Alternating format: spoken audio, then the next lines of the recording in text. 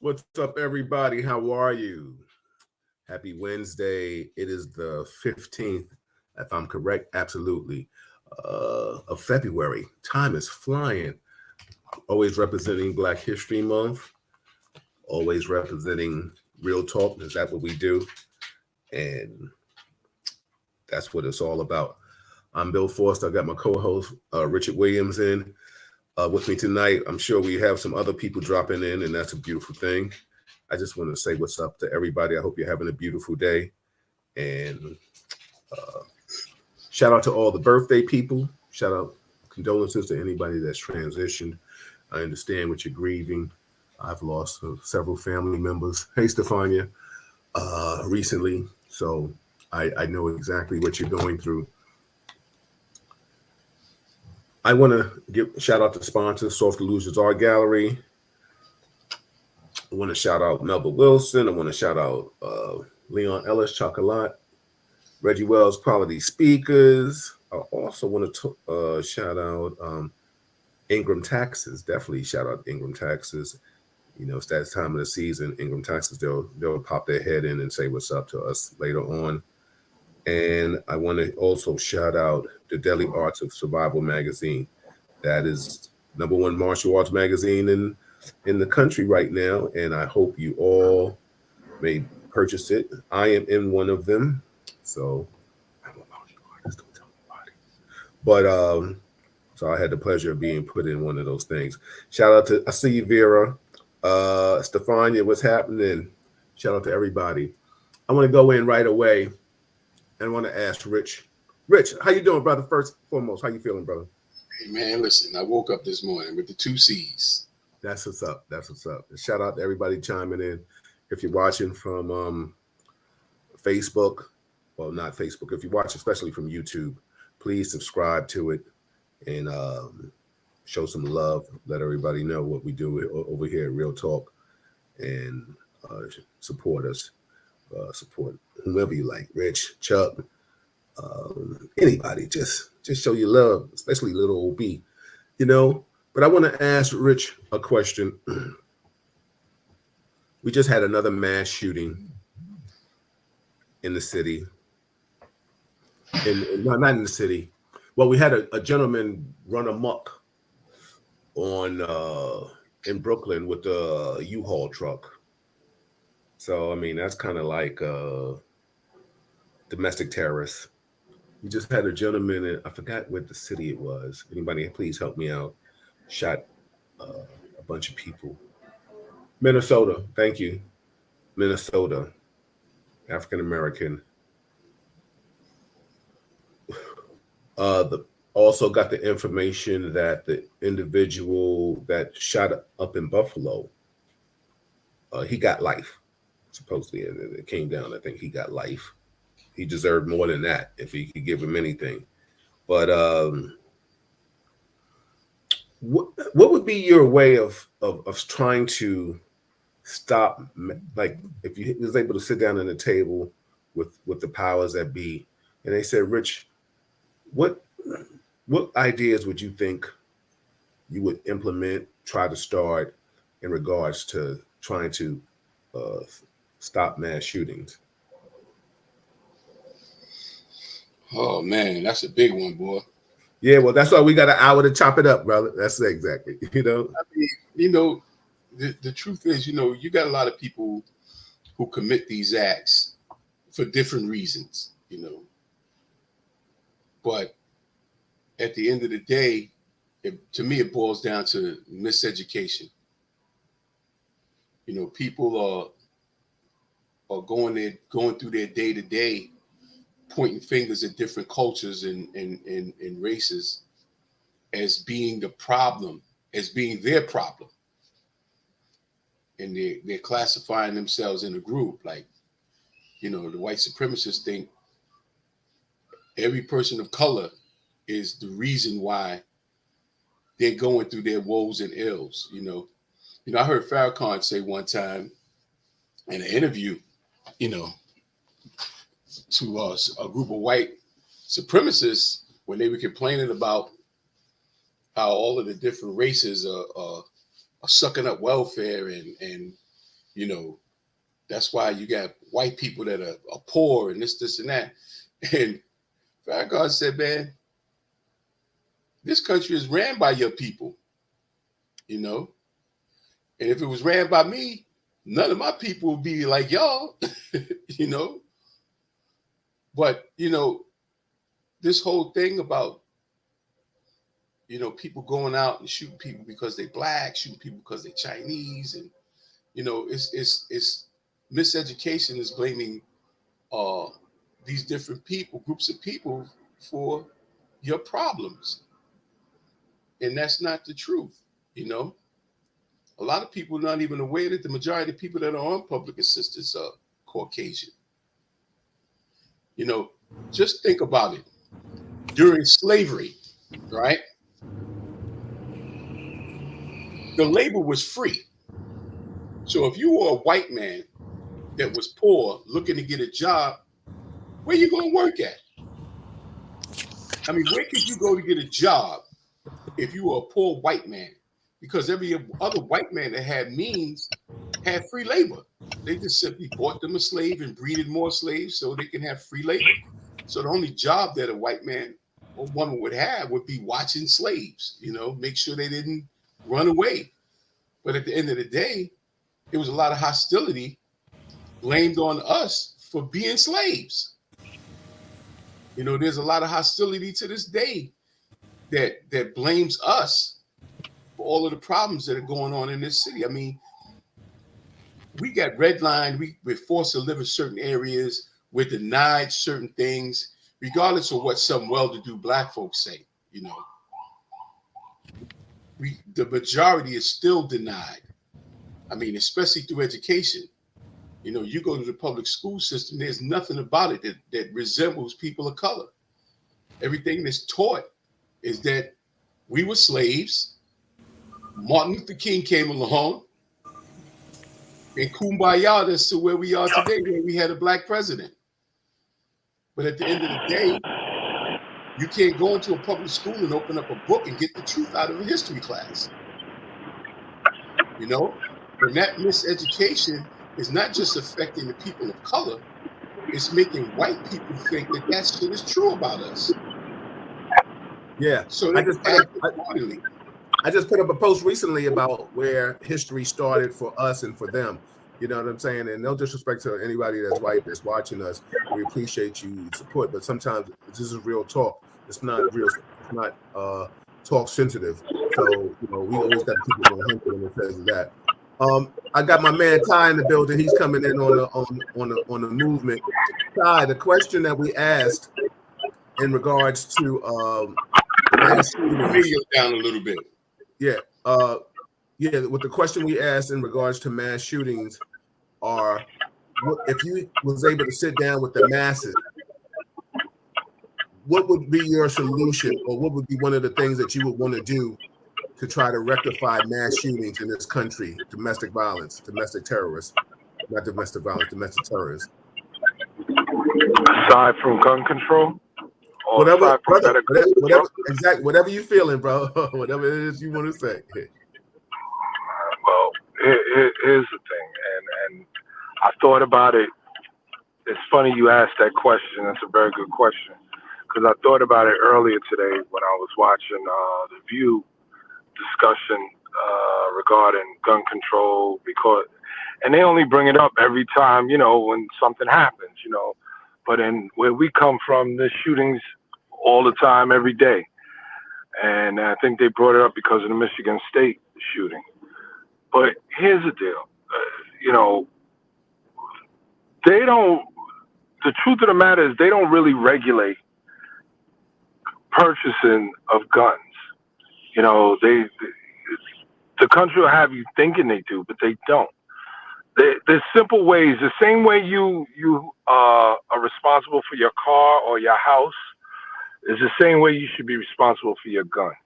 You know, if your gun gets stolen, you should have to go make a report. In most cities or most states, your gun gets stolen or you lose your gun, you don't have to report it to the police. There's no criminal report to basically document that your gun was stolen. Second of all, when you have individuals that are purchasing guns on top of guns on top of guns, whether they're a collector, whether they're a gun buff, or whether they're a trafficker, if they had some sort of regulation like how you have to inspect your car once a year, they had authorities show up at individuals' homes and just run a quick inspection. They can use federal officers to do that and say, you know what, we take this area one day and another area another day, and you just show up. And if people know that they're more accountable for these weapons, you'll have a lot less weapons on the street, believe it or not. You know,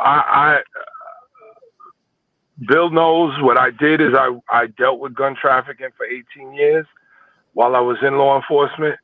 And the main reason why a lot of these guns are on the streets, can you hear me? Yeah. Yeah. The main reason why a lot of these guns are on the streets is because of the liberal laws that they have in other states, where all you need is a driver's license and to be 18 years of age, and you could purchase a gun as long as you're not a convicted felon. So that's a recipe for disaster for individuals that live in the inner city.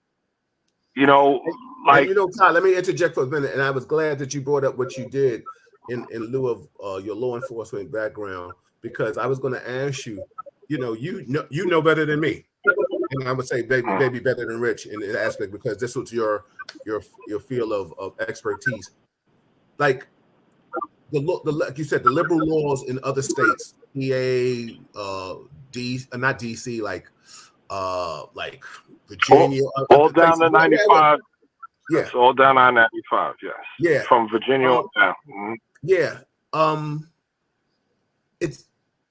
So let me ask you your question. Do you think because of these laws, and I don't have a problem with them in the sense when there's law-abiding citizens, but do you think they will ever change because of the laws are so kind of, as we're going to use the terminology, liberal or loose, whatever word that you want to use with that L? They're not going to change the laws. And the reason they won't change the laws is because you'll be cutting into the pockets of the gun manufacturers and the gun dealers, and they're major contributors to certain political parties. And because they're major contributors, they're not going to make it difficult for them to make a living. You know, they're just not. I've been in gun stores in other states where it's blatant that, you know, they're buying the gun for someone else, where a dude is on his iPhone FaceTiming whoever he's buying the guns for, and he's like, which one you want? This one, and then he'll go to the gun guy, the person behind the counter, let me get that gun, and pay cash for it. Mm. And it's just that simple. You know, I'm sorry to say, but it is. Yeah. And then they manipulate even the good kids, and good women get manipulated, and women get manipulated just in any situation, like they do in a relationship. If they really care for a guy or love a guy, and the guy doesn't mean any good for them, and he realizes there's an opportunity and he's into this, he manipulates them and leaves them out to dry. You know, and the guns are on the streets of New York, Chicago, all the major cities where you have the major gun violence. Right. I'm gonna bring Rich in and want him to piggyback off of you and his thoughts in regards to that. But I just want to read some comments. Everybody, this is Real Talk Chronicles. I got my guys in the building. Got Richard Williams. I got Ty Butler. And if anybody else is joining in, I guess they'll be coming in within an hour. But we're talking about mass shootings. Is there a way and if we have time for anything else, I know, Stefan, you want to talk about DeSantis and your man T. We could talk about that. We just also, too, there was a body cam footage Rich sent me about I forgot the individual's name that the police said about he was shooting. And I think the video shows, right, Rich, that he was shot in the back. We'll talk about that a little later. I just want to stay on this topic. Let me just read some comments real quick. Sharon said, it's difficult to get a gun in New York City. D said, exactly. The gun dealers will be the only ones the only beneficiary of the new gun laws. Stefani said a lot of guns are funneled up here from Atlanta. Ty, from your expertise, is that a valid statement that she said? What's up, Mark? And then I'll bring It's valid. It's okay. valid, but it's not just Atlanta. Okay. It's all the southern states, all the states, even there's northern states like Ohio and Indiana, and the closest one to New York, believe it or not, where most of them come from, is Pennsylvania. Right. I would assume so. Stefani also said it's a layered problem, from easy access to lack of emotional intelligence and so on and so forth. Wow. That's yeah. Moral compass. Shout out to Jacob Ingram. Jacob Ingram's in the building. He's one of two sponsors, Ingram Taxes. Jacob always put that in the group because it's tax season. I hope you and wifey are busy. And we need to kick it anyway. And also the Deadly Arts of Survival magazine, #1 martial arts magazine. They have an event coming up on the 4th of March. Let's see. Stefani also said, I think it's the easy access as a contributing factor too. Yeah, I think that's what Ty was saying. And then she said, unfortunately, the school shootings won't stop and no one seems to truly care enough to do something about it. Rich, I want to bring you in on that. Do you think that's true to a certain degree, that no one really cares, care enough? I want to make the statement, care enough about the shootings to do something about it, and you can piggyback off of whatever Ty was saying, his intel he was giving us. All right. Well, my can you hear me? Yeah, got you, brother. All right. My thing with this whole gun thing, I mean, we got to start separating the difference between a lot of this gun trafficking business and all of that, because, like he said, a lot of these weapons are coming from states that are legal to carry, right, and legal to sell and transact gun business, right? And a lot of these states are in the South. You know, you got, I think you said Pennsylvania also, right? But that's also a carrying state. Now, a lot of the mass shootings are happening in those states where people are legally killing people with guns that they bought legally. This isn't like they buying them underground. And then to that underground buying thing, that thing has always been in place for all cultures that are doing dirty business in the streets. So if you in the streets, you know, one of the rules of the streets is you got to have your pistol or a weapon to protect that money you earning. So that population right there moves and operates on the illegal underground pistol market, which they get, that comes from down south, right? And the neighboring states that have legalized gun manufacturing and transactions of that, right? Now, I remember back when they changed the price of cigarettes, right? And Bloomberg did that, raised the price of cigarettes, he made a big ass tax on these cigarettes, and people started going down south, buying cartons of cigarettes and coming back up to the north and selling cigarettes, right? And it got so big, it was kind of like the drug game. But you know what the ATF did?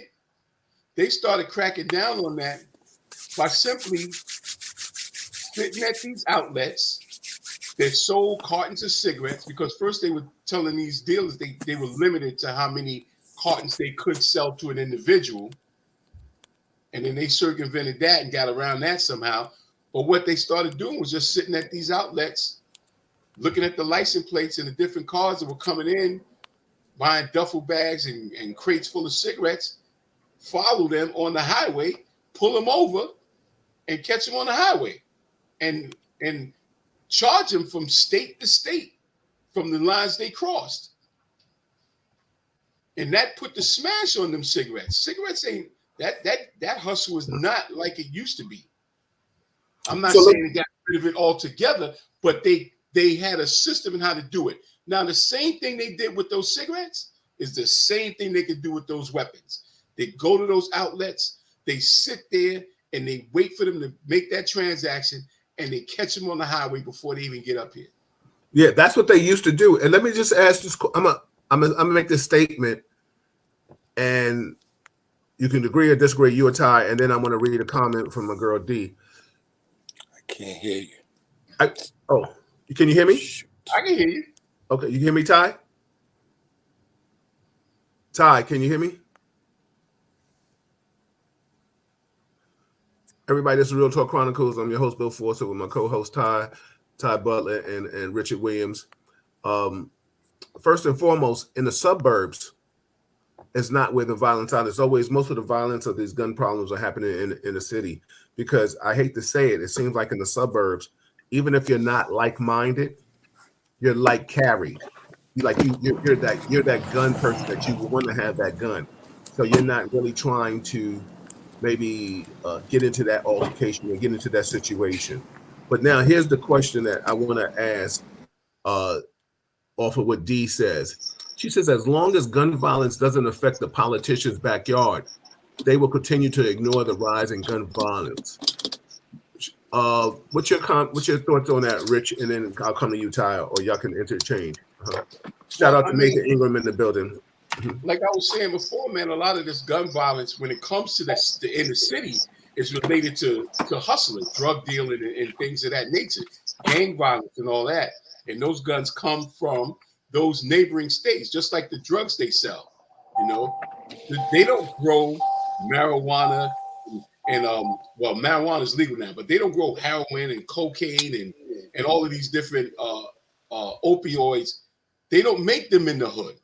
They come from outside of the hood and they brought into the hood. So the weapons that these hustlers use to keep law and order in what they're doing and they're hustling, that's part of their game. And and in America, as long as you got the money to buy something, you'll be able to get it. I don't care what it is, right? But these neighboring states that have guns, carrying laws and stuff like that, you are kind of like taught how to use a weapon, taught how to secure the weapon. You were taught how to shoot the weapon. You were taught what that weapon is for. I mean, I took a class recently when they changed the laws in New York City to carry and conceal. So I did the course online, then I did the in-person course, and the courses were basically we're teaching the safety of a gun, the rules and regulations of using that firearm.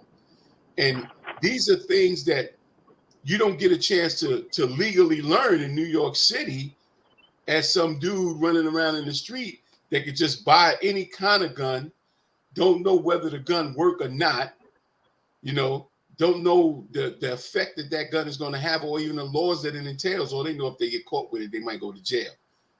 But even if you legally carry a gun, there are rules and regulations that you got to follow upon using that weapon, right? But these things aren't taught in the inner city. And again, those mass shootings that we talking about, these are guns that were purchased in stores like Walmart.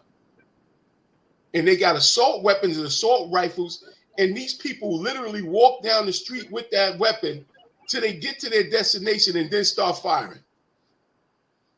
And most of those, and not all of them, but most of those people don't look like us. They're coming out of the suburbs.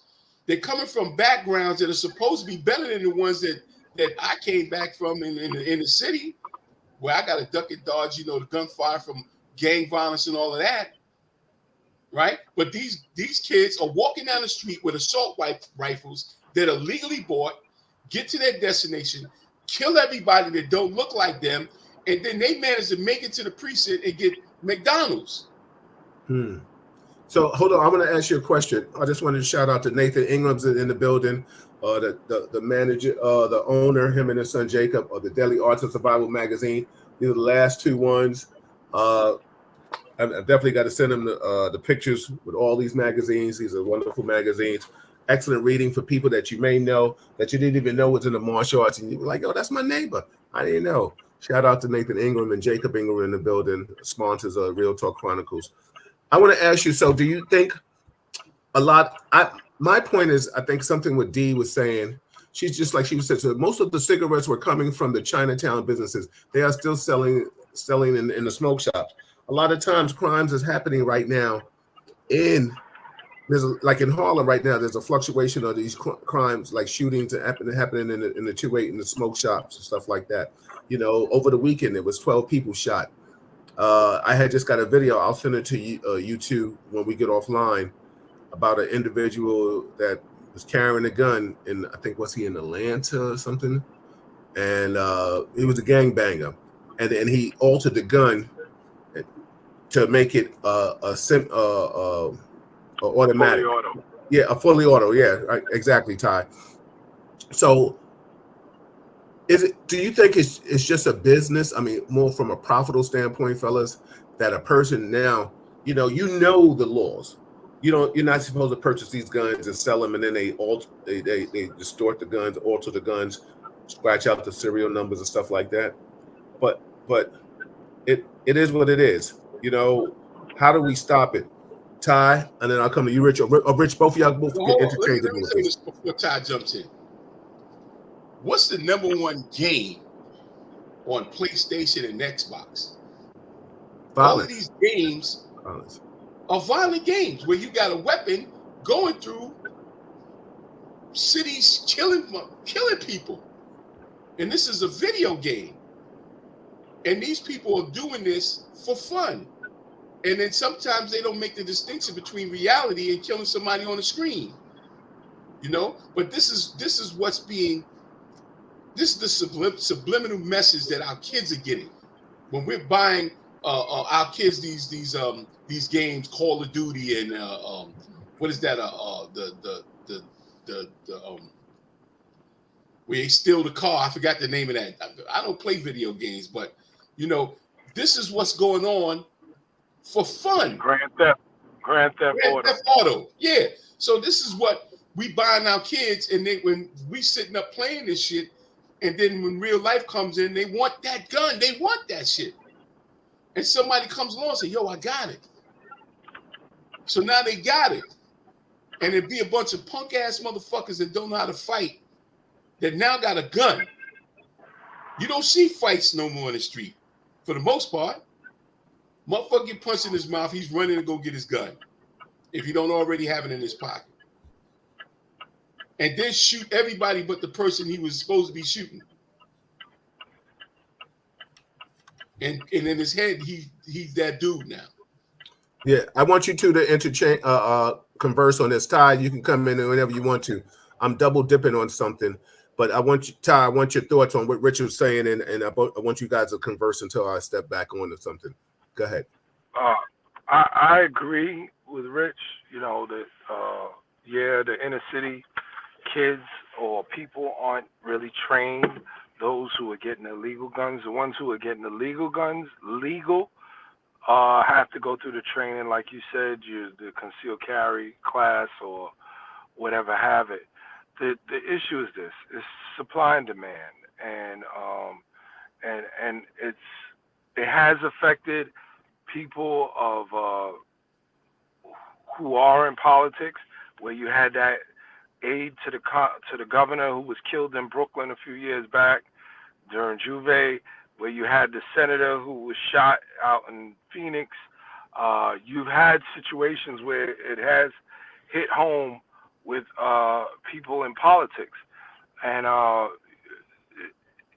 the problem is that they're getting so much money from the gun manufacturers in to support the politicians, to support whatever party it is, whether it's Republican or Democratic. Most of the cases is Republican, and they're not going to do anything that's detrimental to the gun industry to hurt them, because they're contributing so much money to them. I got your point where you say, yeah, well, guns aren't manufactured here in New York. They're not sold like that in New York. They're coming from other states, and they know they're coming from other states, but there's nothing they can do about it. I mean, they have laws in place where, where they can charge individuals when it comes to trafficking or straw purchasing, but it's the cases are being made, and it's hard to really do them. They do them, but there's so many that it's hard to really get them Todd, all. If that makes sense. Let me ask Yes. you something. The gun violence that's being Projected. towards people, Yes. right?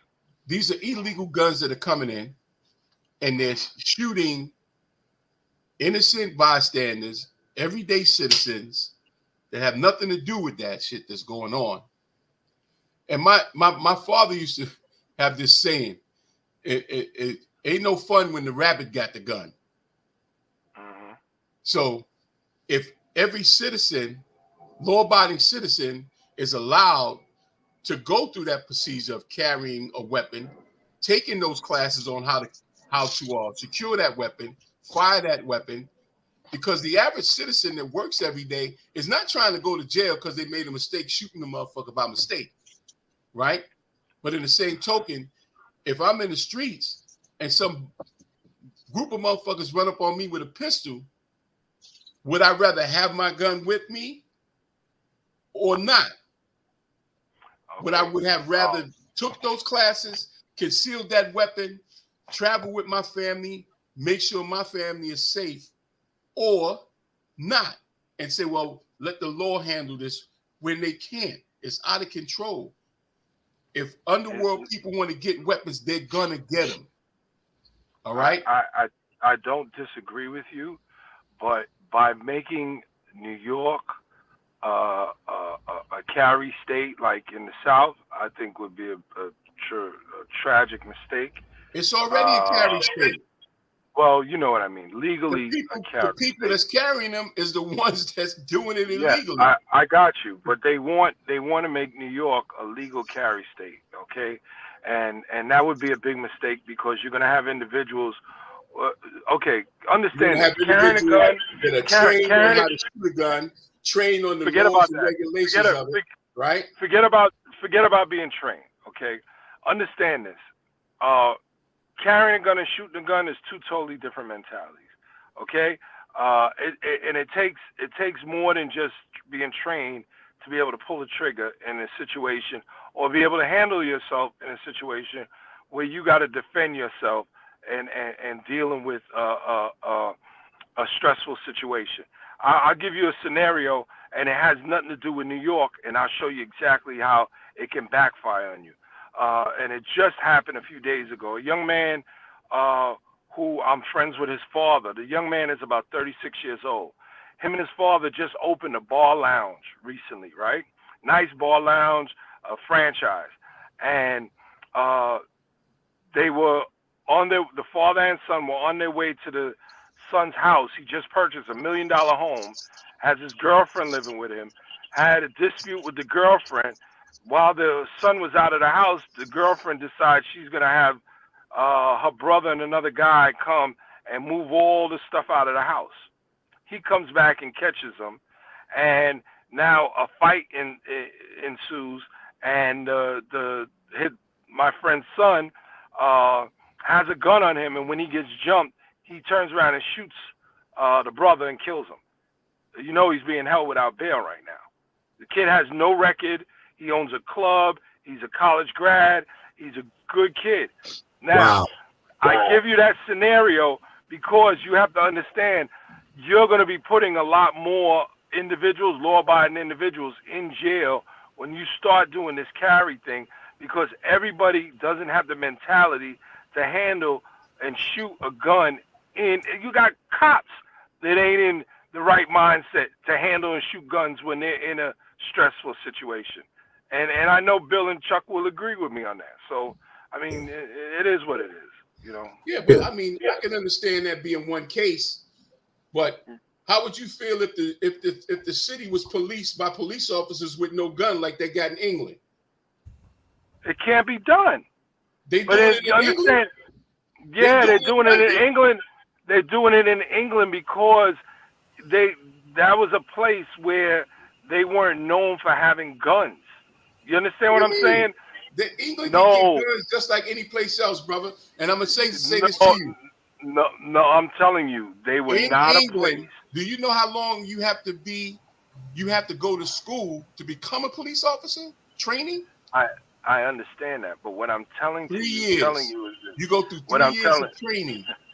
but what I'm telling you is this: they didn't have guns because the crimes, the major crimes that the Scotland Yard was dealing with over there, had nothing to do with guns. The gun thing came about within the last 10 years over there, and it was they had their little gun things here and there, but it wasn't as big as it is now. Well, London, it wasn't like that.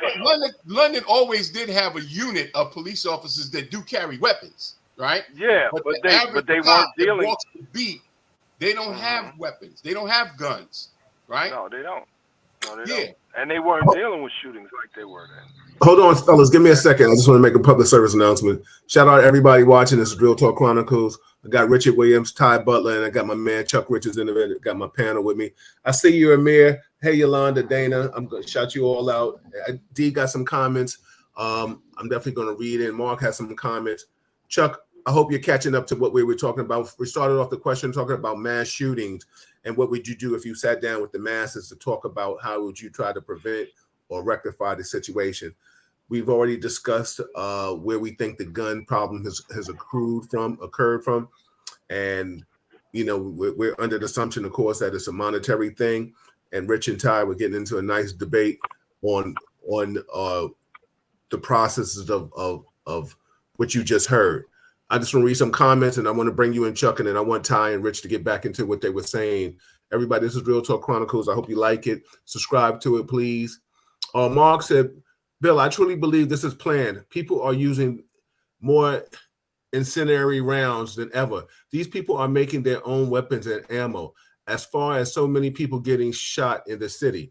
He says, YouTube allowed a few many characters. D said, I agree. New York is a different arena at the southern states. Our young men and women are being raised by hand violence, TV and social media. We have no village. Absolutely. Gang violence. So I'm going to say this. First and foremost, New York is a melting pot of, and I say that with all due respect. We all know that. But it's a city. I want somebody like Rich to have a gun. I think he deserves the right. But the laws are going to be so hard for you to get one, which is going to be the problem. You know what I'm trying to say? But you're going to get it, but you're going to have to pay for it. That is a problem. Now, the difference between Rich and this other person out here that can apply for a gun license are two totally different people. Somebody said this earlier, or one of you guys said this. It's a mentality. I don't know which one of you said it, or somebody wrote it in, and that it's a mentality, and that is going to be a problem. Now, do I think? Can I say that? Hey, Lisa, can I say to somebody? Hey, Yolanda, Dana, what's up, niece? Can I say to somebody? Well, yeah, I'm gonna put my name on Rich Williams. That's my guy. I'm gonna put my name on that. Yeah. Now, I want him to get that gun license, absolutely, because I want Rich to carry that. But now, what about Jane Doe or John Doe? That's uncle. I hope his uncle that is a prior law enforcement or something. I hope he doesn't put his name in. He knows this is a bad little dude. No matter what his ethnicity is, that lies the problem. Because let me tell you something. Out here in the suburbs, wherever you are in the suburbs, trust me, and I'll do residency stuff. It's a whole different mentality, B. Let me tell you something. When people know that I'm former law enforcement, they be like, yo, little kid, 16-year-old, thank you for your service, sir. I'm like, what? You can't get a little black kid or Spanish kid to say that shit in New York City. They be like, what? I don't talk to Po-Po. You know what I'm saying? Oh, I slap the shit out you, little badass. But I'm just saying. But you know what I'm saying? In the suburbs, when Malika and I just step out of New York for a few minutes, listen, people pull over for emergency services, ambulances, police, and stuff. Everybody pull over. You don't see that in New York. You hear the ambulance come up 140. I was up 145th Street the other day. Ambulance come up the street, cat sitting in the car. Dude, you don't know if that could be your sister and he going to say, yo, so I mean, it's the city is a different beast than the suburbs. But like I said, now here's the difference in the suburbs, and I'm bring Chuck in, and I want you guys, Rich and Todd, to open that back up again. The suburbs, they may think red all day, so they want them guns because they teaching their kids where a lot of our people, I mean, or all people, I should say, are buying their kids certain things, PlayStation or Call of Duty, whatever, like you guys mentioned earlier, Grand Theft Auto. Out here or other places, they're taking their son to the range at 15, 16 years old. That's true. Their That's new true. toy. They're teaching them how to shoot guns. So, yeah, come on my porch if you want to. Junebug, get the gun. You know what I'm saying? They shooting you from afar. You know what I'm saying? Chuck. And they've been doing that. But Yeah, they teach them to shoot who? To shoot who? You see that dark-skinned nigga right there? Yeah. What is he doing around here? Yeah. Let's follow him. Well, we already saw that with Amir Aubrey, right? We already saw that. Get your gun. Yeah. So, Chuck, your thoughts and comments, and then Ty and Rich can open it back up, you know? No, I was listening to you guys as I was driving on YouTube. So, I mean, you guys touched on a lot of very valuable points. Ty, especially because I know this is his area of expertise in terms of what he did for such a long time, and understanding very clearly that when you're talking about the South, especially 95 corridor, that is pretty much, I would say, the bay of being able to purchase any firearm, especially like you said, if you have a license, it's in that state, you know, it's no jurisprudence in regards to how someone can obtain a firearm, as long as they have a license for that particular state. And from there, you're able to exchange and purchase, or get people who don't have licenses are able to get guns from people who do live there. So that is the dangerous component, especially when you're talking about New York City, or New York State rather, becoming a concealed licensed state. That's only going to exacerbate the issue and the problem that we have now. Now, like you said, someone who's Joe civilian who's going to now apply, like this, I'll give you a prime example in terms of, even if as police officers, at one point, I remember prior to my retirement, there was a slew of paperwork and a slew of documents you had to submit, right, in order to get your license from New York State in order to carry a firearm, right? Now, because of this new law, they have narrowed down the scope and made it tighter in terms of the type of documentation. The documentation I may have submitted 2 years ago in order to get my firearm permit now has been narrowed down. Yeah, they'll open the door, but they've narrowed down the paperwork. And even though I may be former law enforcement, I have to make sure that I have this narrow perspective of different documents in order to renew my license. And I'm former law enforcement. So it's not as if they're not trying to figure out a way to narrow the scope of giving, let's say, licenses of concealed weapons to people, but they're even going to make it hard, unless you have the proper documentation, for guys who are former law enforcement to renew their permit. Chuck, you're so right. I want you to continue, but listen, I just had to renew it for my birthday. Yo, if you don't have your HR 218, you only got this, you got that. Yeah. Yo, dog, they're making it so harder. And then I was talking to the lady from somebody from the gun thing.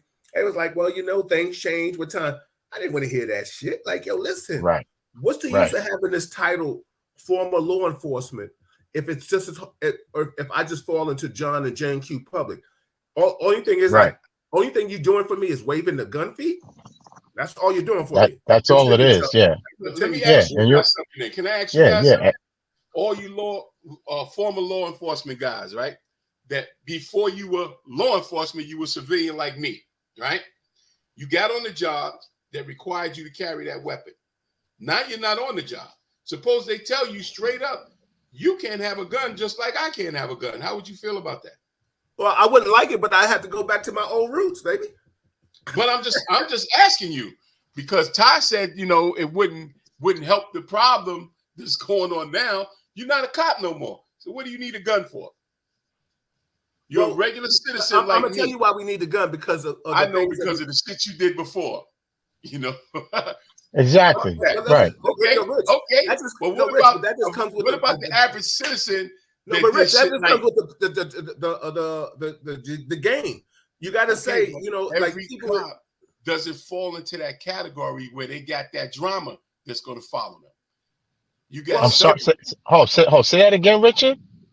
every cop doesn't have that situation where they're going to be worried about somebody that knew they was a cop, right? Now, you guys were in certain units that brought you in contact with a particular type of criminal. Yes. Right?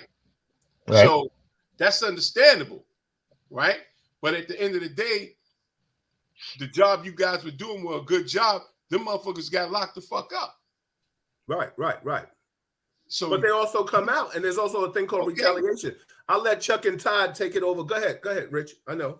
Well, how many cops got retaliated against from former people they arrested? And I'm not saying it never happened. Yo, Rich, this is but I'm not the saying problem. it never happened. But I'm it one wouldn't of a stop few. somebody from getting you if they really wanted to. But Rich, I'm one of a few. Chuck is one too. Ty Right. is one too. That we still have inner city roots, and we still are in the city.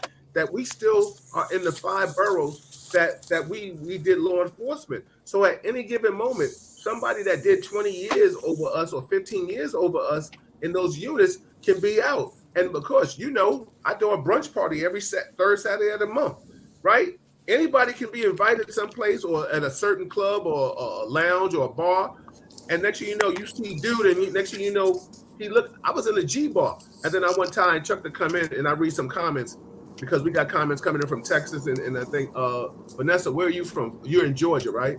But listen, I was in the G bar one time for a brunch. I see a dude that looks familiar to me, and I'm looking at him, and he's looking at me. Now, we're looking at each other, but not trying to look at each other, but we're looking at each other.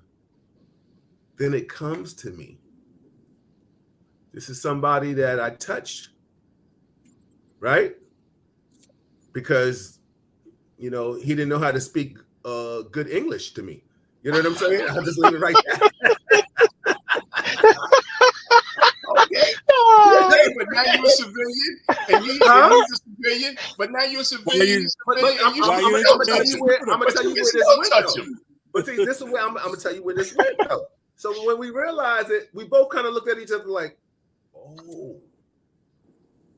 So he was with a girl, I was with Lenny Green, and we're sitting there, and we kind of looked at each other like to say, like, dude, do you really want to pick this shit up from where it left off?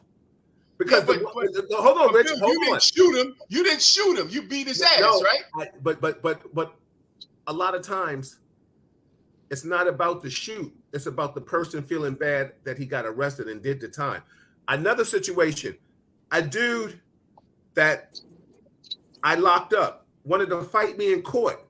All that. We was about to scrap out in court. When I put the cuffs on him, he was a mouse. When he was around, when he went to trial and he won, he took it to trial and he won. He had his dudes out at the court. He wanted to square off. And I was like, yo, okay, let's get it in. We can rock out. Next thing you know, my man is trying to do some stuff like I was doing on Facebook. And he tags both of our names in at the same time and says, yo, what do you think of this? And what do you think of this? And I'm looking and I see the name. I had to tell Duke, I said, yo, listen, me and that kid don't play nice together, bro. I said, yo, don't mention my name with him, because if he ever looks at my picture and it gets a flashback on that, then now he can go all into my page and look at everything about me. Now I got to worry about Malika. You know what I'm trying to say? Because now I got to worry about Malika. I carry a gun a lot of times now because of Malika. You understand what I'm saying? Because the bottom line is, I get what I've done in my past. But I have no karma. I have done nothing bad to anybody. So I don't have that karma. But that doesn't mean a person still ain't feeling a certain way. You understand what I'm saying? Now, are we talking about the difference between somebody that worked behind a desk for 20 years in comparison to Chuck, Rich, and myself? Everybody here was in the field. And if we got behind the desk, we earned that desk spot. But the bottom line is, it still doesn't mean somebody, Rich, there's somebody out there right now that does not like Rich for getting dunked on. He thought his girl liked Rich, or Rich said something to him that he felt it was disrespectful. There's somebody out there that don't like you. that's to my point. There's motherfuckers out there that don't like me. Right. From back in the days, from when I wasn't this same guy. Absolutely. But I walk around without a weapon, right? Yeah, but see, the cats respect you from your creds. They respect you from your creds and that how don't you change how they felt. Oh, Rich, You know Rich, can I interject for a minute? Absolutely, Ty. Go ahead, Chuck. Yeah, Ty, Chuck. Can I say something, Rich? Absolutely. This is Real Talk Chronicles. Real talk. 9 out of 10 situations that we may get into off duty, retired, or whatever, we ain't pulling our gun out. We gonna either handle it verbally or physically with our hands before it even gets to that, because we already know the accountability we're held to. We know that we're guilty until proven innocent, not innocent until proven guilty. So yeah, we're in a position where we can carry it, and we should carry it, because guess what? If and this does happen, individuals you lock up recognize you don't recognize them, they with their boys, you not, or wherever you are, and they're like, yo, that's that cop that locked me up, but you ain't a cop right now because you off duty in plain clothes or whatever, and he goes to move on you and something happens to you. Guess who's getting sued because you didn't have a gun, because you performed certain duties for them? The city of New York. So they have to protect us in a certain fashion and allow us to have these weapons even after we retire. Okay, so I understand your point. Said the city is, you're going to get sued. The city is The going to city be sued can't, because you didn't have your gun. Something can happen to me because of action I took while I was as a police officer, and now they can go after the city because they wouldn't allow me to protect myself. Why couldn't they? Why shouldn't they? You think about it. I performed a job for you. I worked for you for 20, 30 years. And now all of a sudden, but Ty, every New York City entity that has some form of authority over other people, and they don't like you doing your job, and it may have affected their life in a way that might have fucked them up, and they blame you, they got that same mindset. There's only two of us. Work for HRA. When my mother worked for public assistance, and she would have to deny cases or close a case of a family, I used to have to go to her job and pick her up because motherfuckers was waiting to whip her ass. Yeah, but I'm not taking anything away from the situation. No, but that's with your mom. to my point, though. To my point, it doesn't matter what you do as a civil servant. You're going to have people that don't like the fact that you did something that cost them whatever cost them. I got that. And they want to come see you and do the same shit that they would want to do to a retired cop, to any civil servant. I got you. I used to get followed. I got followed because I worked in the public school system as a dean. I suspended motherfuckers. I put hands on motherfuckers.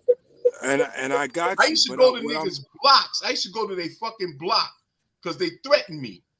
And I would go to their block, and people on their block knew me. Say, yo, what's up, D? What's going on? I said, yo, you know that dude? They said, oh, yeah, what's up? You got a problem with him? And I tell them what's going on. They say, yo, come here, man. Yo, you know who that is? But to my point, I wasn't sheltered from motherfuckers trying to come for me for some bullshit. But hold on, let me interject, Rich, and I'm gonna bring Chuck in, and I want to read some comments. Hold on, Rich. Hold on, fellas. Everybody, this is Real Talk Chronicles. I'm your host, Bill Forster, with my co-host, Chuck Williams, Ty Butler, and I see your comments, and I appreciate you. Please subscribe and like it, share it, let people know this is kind of real. This is Real Talk Conversation. This is men. We get it in. We say what we say, and we can back it up because we're coming from Rich. Everybody here, one form or another, has some kind of, and I'll be fair and I'll be nice and say some kind of street credits or etiquette, right? There's a lot of people out here that can't walk without that firearm. You understand what I'm trying to say? So they have to that listen, it's just like I tell I people don't all think the time. none of you Hold guys on, Rich. There's a could lot of fall into people out here category. that firearm, that blue uniform is, they were only tough from the hours they wore that shirt. You know what I'm saying? Listen, I guarantee you, and I'm sure what this is probably, and I can't speak for Chuck and Rich, I mean Chuck and Ty, but I'm sure I can speak for them in this regards. I didn't tell half the people that know I was in law enforcement. I did not tell them. I honestly, True. I can look on the fact that I may have told 10 people in my damn 25 fucking 30 years of doing this shit. You know what I'm just saying, being affiliated with this. Let me tell you something. True. I didn't tell people because when you look at me at law enforcement, you look at an avenue. Now you look at, oh, well, I could do something to him and he's law enforcement. I can win a suit, a lawsuit. I tell people, I never forget, I was with some people one time and they was like, yo, my man's law enforcement. I said, yo, don't tell nobody, because it was like, why? I said, you know, you're not proud of it. I said, it's not that I'm not proud of it. I said, because if Money say something slick, I can't just punch him in his mouth now. He True. can't, he's not going to just take this ass whipping. Because now he's going to go tell the police department. Let me tell you something. Chuck is right here. Chuck is right here. And correct me if I'm wrong, Chuck. You talking about the cab driver? No, hold on, Rich. Absolutely. I just say this. A dude told and tried to get me in trouble over a girl. Right. And went into inspections, IAB. And the guy jumped to Chuck when Chuck was in inspections over a girl because his girl left him. He's soft. Listen, his wiggle game wasn't right. Yo, she left him. And if he's listening now, man, I still say it, punk. Yo, I don't see Malika. I don't see Tony over there. No, but listen, he came after my job.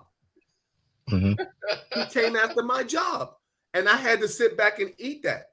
To this day, I had to eat that. You know what I'm saying? I might say if he would have got my job, I might not have ate it. You know what I'm saying? But if he couldn't get my job because I was covered, because I didn't do anything that he thought I did.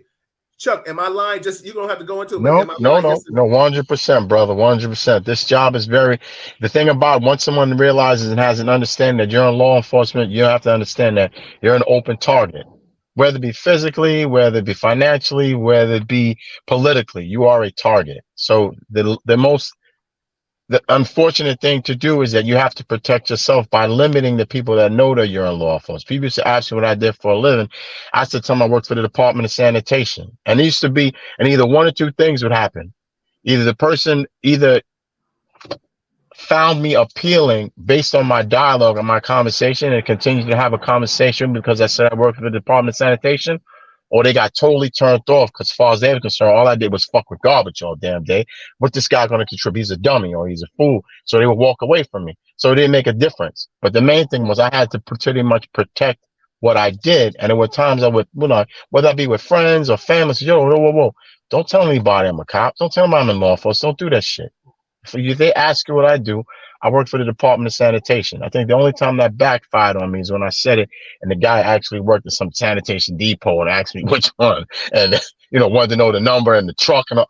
And I had to sit there and bullshit. I had to go into undercover mode and talk some real fast shit to get in and out of that. But other than that, usually that was my fail safe in terms of me being able to tell anybody, or at least being able to put people in the position of feeling comfortable when they used to ask me a question, because I wasn't going to get sued. I wasn't going to get jammed up. And I was trying to avoid any type of unnecessary heat because of the fact that someone says, oh, you're in law enforcement. As far as I'm concerned, either one of three things. You could protect the cat. I know you're carrying a gun. Or if I get into some shit, I got my man. He's got my back. Whoa, stop telling people. And then sometimes you get friends that just would deliberately get into shit with you with them because they knew you were a cop. And see, that's another side of the coin that you always have to protect. The people that you associate with. So sometimes you needed to even tell guys that you knew had that temperament.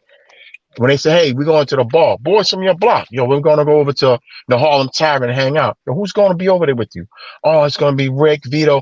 Nah, man, I got to go see my moms. I'll catch you cats later. Because I know once I step in there, they hanging out. They start getting stupid. The first thing they'll do is turn to me and go, my man right here, don't be fucking around because he's a cop. So whoa. And now I got a problem. Yeah. So it's like that. Yeah, it's unfortunate, but that's how you have to learn how to navigate through every fucking thing constantly on and off this job. So as much as you may say, well, why is someone like me or anyone like myself, or Bill or Todd carrying a firearm? Look, as far as I'm concerned, after dealing with 33 years of bullshit, putting people away, fuck that, man. That's my fucking trophy. You damn right I'm carrying my Yeah, fucking gun. yeah. I Real Mm-hmm. deserve talk. it. It's Yep. my right to have this firearm. If I dealt with 33 years of internal and external bullshit, I want my firearm and I deserve it. And it's as simple as that, man. It's not against you, Rich, Joe Civilian, but I'm sorry. I earned this shit. Hey, Fuck that. listen, I'm not Yeah. saying Rich, that I don't want you to have your Rich. gun, Chuck. All I said was, imagine if they took your gun because you were no longer in service. I'm And not then But the saying fact of the matter is, he'd probably go I yeah, get don't no, like but you. I'm not yeah, saying you don't deserve to no, carry but a gun. I would probably I just mean, go you don't get have to one. serve to And they carry gonna one take it from too. me. I'm always gonna have a gun. I don't give a damn if they took my perm away from me or not. I'm I'm always just gonna saying, have a gat. I want mine exactly. too. But yeah, but Yo, Ty, Rich, I'm gonna we let you come feel in a second. Yo, like I told somebody something. They were telling me when my mother was sick and they was messing with me at work and do something about don't threaten anybody, you lose your gun. I said I could always get a gun. I don't need this job to get a gun. I said, you know where I'm from, punk. You know what I'm saying? Oh, Yeah. hold on, let You me read know, some comments. Everybody, this is Real Talk Chronicles. You see how we getting it in. Please subscribe to it, share it. Let me read some comments, and then I want you guys to chime in. We got people in from Texas, Georgia, Atlanta, everybody. Mark said the inner city shootings are getting way out of hand. Tag the weapons is one way to deal with these ghost weapons. As far as these people who are getting their concealed license, some are itching too. D says exactly. Our kids are learning gang signs and sneaker fashion, and they teach their kids to hunt and survive. I'm sorry if we're reading late, but I just, everybody, I always want everybody to know I appreciate your comments and I will always read them. Vanessa, I have said this before and I will say it again. In the South, guns fairs are monthly promoted on bulletins. Living in Fairburn, Georgia, particularly rural, it was a common occurrence to hear gun shootings there. Hunting is part of the culture in the South. Absolutely. Hey, Viv, great discussion. Thank you. D said, we serve as offers as our lives are at danger after retirement. Absolutely. We should get a retired carry period. Yep. D said, I'm typing it so fast. I'm misspelling words. My apologies. It's all good, girl. Listen, shoot. I type slow and sometimes my words get a little twisted. She said, I'm still working and live in the city. I'm worried every day for my safety. Absolutely. Hey, Yolanda. Yolanda and I used to work together. Lisa, I'm a survivor. I appreciate you, sis. Dana, exactly. She said, this is true. Yolanda said, when I was in narco with you, Bill, I arrested an individual and processed my arrest in the Bronx Criminal Court. I used to rent an apartment a few blocks away from Central Booking. I was off the next day. I had my younger son in stroller and my older holding my hand. The perp was let out and walked in front of me. I was planning how this was going to go. If he decides to want to attack me, I'm going to move to the stroller, to the parked cars, and then let him have it. Got to protect my babies. That's what I decide. Absolutely. Yo, Yolanda, 100%. 100%. You know what I'm saying? Yo, and the job, Rich, this is not your fault or anybody else's fault. The job wants you to live in the city, but then the laws have changed now where, listen, Chuck and Ty and I, we're like spook who sat by the door when we in the city because we look over our shoulder now, not because we sold drugs, but now we look because of the job we did. You know what I'm saying? Yeah, Clay, I had to talk about money with this wiggle game. Soft ass. Yolanda said, I really carried my firearm when I got out, even visiting my mom in the 4-4. But ever since all these random shootings everywhere, I take it with me to the damn car wash. Absolutely. I got guns for different outfits, Yolanda. That's how I'm feeling this right. I keep it pretty. You know what I'm saying? I got guns for sweats and all kind of shit. You know what I'm saying? She says, my son is now NYPD and police officer. He would leave his gun and shield and lock at EOT. I told him, son, you carry your weapon with you at all times. Absolutely. Fellas, go ahead, pick it up. You know what I'm saying? Any one of you want to pick it up? Go ahead. Yeah, so I want to be able to have that luxury too. That if somebody fucks with me, I want you to have it too. I want to be able to, if it calls for it. And yeah, just well, right. I or mean, right just now, the overall issue is now, if you want, man, you can apply for it. I mean, I that's what they're did. saying very I clearly. did. Yeah. All I'm saying is I did. But Rich, Okay. can I say something? but One, but but Ty four don't want words. me to have a gun. No, it's not. He want me to Rich, walk around. it ain't that I. He want me to walk around like Barney Fife with one gun, with a gun with no bullet, and the bullet is in my pocket. Oh shit! It's not. Oh It's man! not that I don't want you to have a gun, bro. I want anyone who gets through to get the license and get a gun. But you got to understand what they were talking about before was turning the laws in New York to the way the laws are in Georgia or the way the laws are in Florida. And if you didn't grow up with that mindset, like Chuck was talking about earlier and Bill, if you didn't grow up with that mindset of being around guns and being trained with guns from the time you could talk, it's a difficult mindset to adapt to, especially for a whole city. It would take generations before New York could safely adapt to that sort of mindset. And I'm being real with you. I'm telling you, I've been away in other states working with my gun on me and had individuals pull a gun out, and I still didn't pull a gun on them because I understood they had a gun in their hand because I was at their house, not there to arrest them, just showing up at their house. And I wasn't like in police uniform or anything like that. So they're entitled to have it in their hand. But once I told them who I was and put it down, they only had a few seconds to do that before I did pull my gun. Do you understand what I'm saying? That mentality in New York is not going to come overnight. It's not going to come in 5 years. It's not even going to come in 10 years. It's going to take generations to transition to that mindset. That's why I'm telling you, it's a very difficult thing to do the carry law like they have in other states. Well, You know, also to piggyback off of what Ty is saying, you also have to take in consideration that most southern states, like you said, there's a culture, right, associated with firearms, right? That their overall issue of entertainment of when they're like little kids is to go rabbit hunting and all that other shit, right? So they do a lot of hunting. So guns is something that is a part of their culture. But what we're talking about here in New York City is just not the mindset, but you have to take into consideration the overall temperament of each individual, right? I don't know. Like you have certain people who have a Napoleon complex, right? And they're all their life, they've gotten beaten up in school, right? They've been that guy that was at the beach and they got sand thrown in their face. Now this guy applies for a freaking permit. And the first time that someone does something that he even remotely thinks is threatening in any shape, form, or fashion, if his temperament is one which, in fact, he's incapable of dealing with stress or not, has never been in a brawl, never been in a fight, never can't deal with rejection or getting into an argument, the first thing he's going to feel is, I feel threatened. And he may pull that firearm and he may shoot somebody. So that's the issue that I have. There has to be a way of not just providing the opportunity for people to have firearms, but how do you gauge and how you test their temperament? This 15 or 17 hours of training and all this other shit. No. What is the psychological makeup of someone if you can put a gun in their hands? Because every police officer in the city of New York had to take a psychological before they got on the job, before they were able to get in uniform, before they were given a gun. Then they have to go through an efficiency test to ensure that they're capable of handling stressful situations, and when they even go through scenarios of when to shoot, when not to shoot. And we all make mistakes.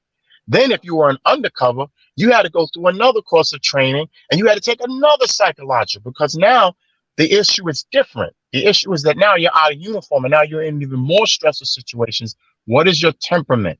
And my question is, fine, even if you can't change the overall mindset of the state to reflect that of, let's say, a state that's, let's say, down south, it's the individual temperament of that person, what they gauge and what they deem as a stressful situation. And that's not such a situation. I've been in situations where I've been in an apartment and I'm there as a ghost, and the undercover is making a buy and there's a gun on the fucking table. The guy's talking, having a fucking conversation about, they weighing up shit, and there's a gun on the table. Now, I don't know. Can the average Joe Schmo sit in a room where there's a gun knowing he's trying to buy drugs, get the hell out of the apartment without saying, oh my God, gun, gun, gun, and pull his gun and start shooting everybody in the apartment? I don't know. But everyone's mindset, yes, the state, but everyone's individual temperament and their ability to deal with certain stressful situations would be the make or break of when they're going to pull that gun. And my question is, how do you test that? So you open the floodgates and let average Joe, not knowing who and what his background is about, not really knowing whatever situations or circumstances or environment he grew up in, and now you put a gun in his hand. I mean, like for instance, within the But 5 boroughs, you can have they're looking to give you a carry permit, right? A concealed weapon permit, but technically in the 5 boroughs, you can't own an AR-15. You can't own a shotgun. You can own it in Long Island and Westchester, but you can't have any high powered weapon or automatic weapon owned here in the city of New York within the 5 boroughs. So you got a bunch of crazy cats outside and outskirts of the 5 boroughs that's walking around with heavy artillery. I don't know the temperament of them cats out there, but just because they live in Long Island and they took some freaking course, they can buy all types of AR-15s, AK-47s, and just stock up on ammos and guns. I mean, I don't know if that's equivalent, but still in all, that's a dangerous situation. But they're doing it, right? You got white folks that are able to get these guns because they live in Long Island, and it's really about where you live at, right? And the big fear is not everybody being there having access to guns. It's black folks having access to guns. That's really what it is.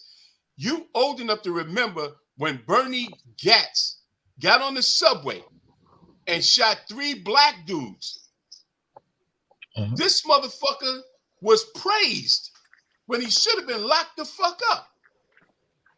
But everything was cool as long as the white man has the gun and he does that.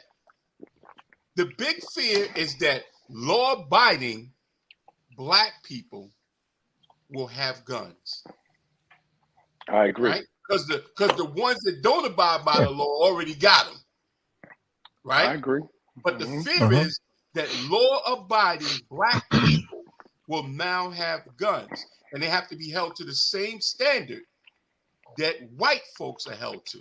But so once again, what is that standard? But my point is, to me, this is just a method of denying black people out of fear of what a black man would do. Because I don't agree with that. In that whole I can't. I don't agree. Nobody's I can't agree with thinking that, about bro. white folks holding these guns. I can't. You know why? Black people and people of color holding these guns. They're not thinking about white folks. Rich, just like you said, out in the suburbs, they got these guns.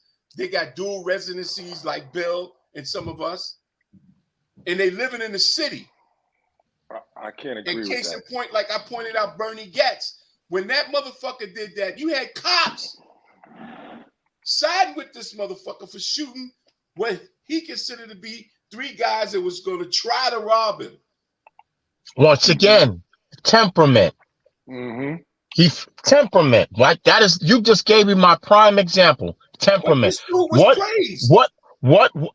is the division of what we use in terms of someone's temperament? Your overall ability to view and look at something as a stressful situation may be different from someone else. And just the mere fact that I'm a black man, you sitting across from me and you're another brother, and now you can carry a permit, and I just stare at you the wrong way. You think all of a sudden look up at you. You think that's a threat. Mm-hmm. Some will take that as a threat, and all of a sudden we're getting into something. Man, like, why are you looking at that? Well, what the fuck you looking at? Or what you look? Oh, next to fall. Oh, yeah, Bernie Gatz, like Bernie Gatz. You know what I'm saying? I'll give you a better one. You say Bernie Gatz. You say Bernie, and he shot their ass. Oh, let Ty chime in, Rich. Let Ty. You say Bernie Gatz. After they pass that law, how many Trayvon Martin situations you think are going to occur in New York City? How many situations you think going to occur where somebody's walking, now they legally got a gun, and they got this mentality that they feel some type of way against somebody, whether it's the color of their skin, whether they're younger than them, whether they look better than whatever it is, or whether they dress better than them. But and then they turn. Yeah, but you're missing my point. This guy got off in Florida because the law was with him on the stand your ground, he Right. lied about how the situation was.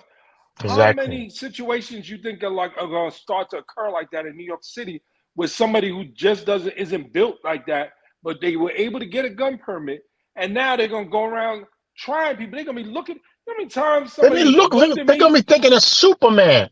Yo, you know how many times people you looked remember at the me case in Long and Island where the black man lit had up the some train. white people come to his house, beating his door down, threatening to kill his son.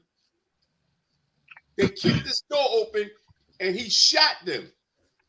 He went to jail and they came to his house. Okay, but they came to his house, they rang his bell. He had a threatened legal to do this. legal firearm. And Okay, they came in there. but did they have weapons? Did they? Yes. But that's the issue. Did they have any guns? Did they have any weapons? Did they put their hands on him? Check it. Okay. They Well, I kicked wasn't his there. I door don't in, know. beating on his I door don't know, I'm just posing questions. Mm. I'm not familiar with that. I don't. on his door with a I handgun, mean, either. and the black man let him have it. His ass went to jail. Did he have a license for that handgun? Yeah. I don't know the circumstances. I don't. But I can't speak to that. All I'm saying to you is this: the mentality of a person born and bred in New York City is not the same mentality as somebody born and bred in Florida, Georgia, the Carolinas, Virginia, Alabama, Texas, you name, Ohio, Pennsylvania, okay, Indiana. It's not the same. So when they encounter these situations, they have the same fears. Don't get me wrong. They have the same prejudices. They have the same racist mentalities. But they may not handle these situations in Like the white same way they handle them down south. Believe me.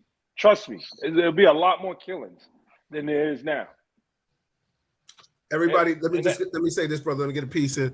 Everybody, this is Real Talk Chronicles. Great conversation. Mass shootings. We talked about the laws and everything. Listen, I always open the olive branch to anybody that wants to join this conversation. My brothers, they take their time out to give us their input and their expertise, and they're my family. So I love them for that. This is every Wednesday we get it in like this. That's Chuck Richards, Ty Butler, Richard Williams, and all the other ones that will be here or that are not here today for whatever various reasons. We appreciate you all. Listen, if you like it, subscribe to it. That's all I can ask you. Subscribe to it. Share it. Share it to your Facebook page, your social media page. Let people know that you're a part of the Real Talk family, the RTC family. I'll just read some comments or statements, I should say. Let me go back because it was feeling y'all. I'm just going to read the names. I might not be able to.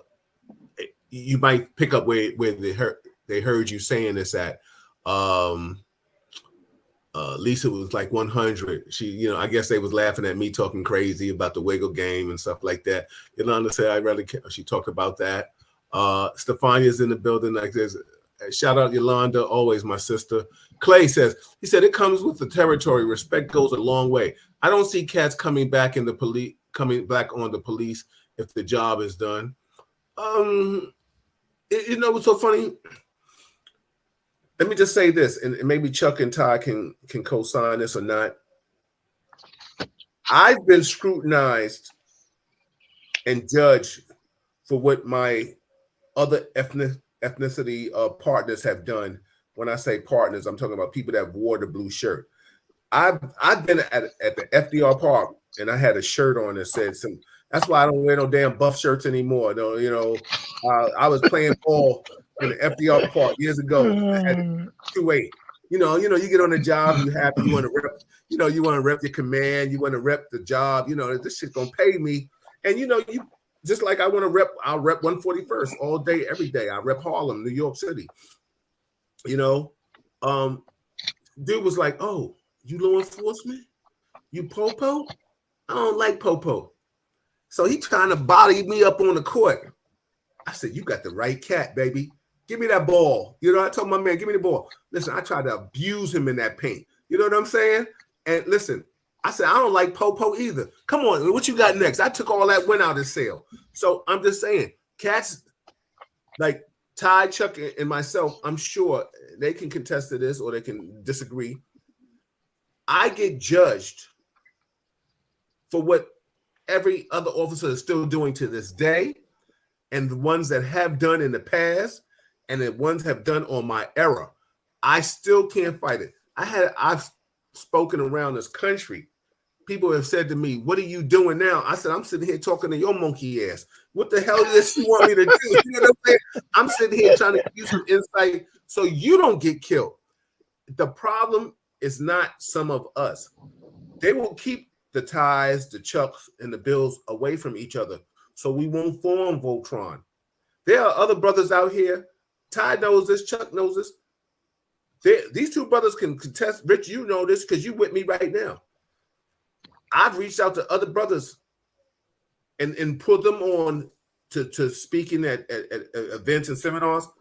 They don't call me. They don't call Ty. They don't call Chuck, right? I call the people that still rep with me. You know what I'm saying? There's a whole different mentality out here. And I still got love for my brothers. I don't want anybody to think I'm hating on my brothers. But everybody right here, you know, is trying to get the cheese, and it's a race. There's cheese out there for everybody. You understand what I'm saying? It ain't that serious to me. The bottom line, as long as we saving some lives, that's all it is. I spoke on a radio show in DC. Dude came on just because they said, "Oh, this is retired Detective Foster." Listen, half the conversation was spent. Dude taking shots at me because I was law enforcement. I said to this dude multiple times, I said, "Do you know we on the same page?" "Yeah, but your counterparts, your coworkers, what do you want me to do? Go back in the past and whip their ass? I don't know what you want me to do. I can only sit here and try to help those going forward." You know what I'm saying? I've had people, my own people, say to me, "Yo, listen, I'm teaching my son to be a man. You want me to tell him to be passive when the police come in?" I said, "I want you to tell your son to stay alive. That's what I want you to tell your son. And then come home and get his daddy. And then you guys go to the police person, or you go to another place and make a CCRB or whatever you got to do. Listen, the game is real different. I done been arrested. I mean, I not have been arrested. Let me not lie. I've been cuffed when I've been on this job for reasons I'm like, really? Because I got tinted windows. Listen, Ty and I have partied together before this job. I knew Chuck before this job.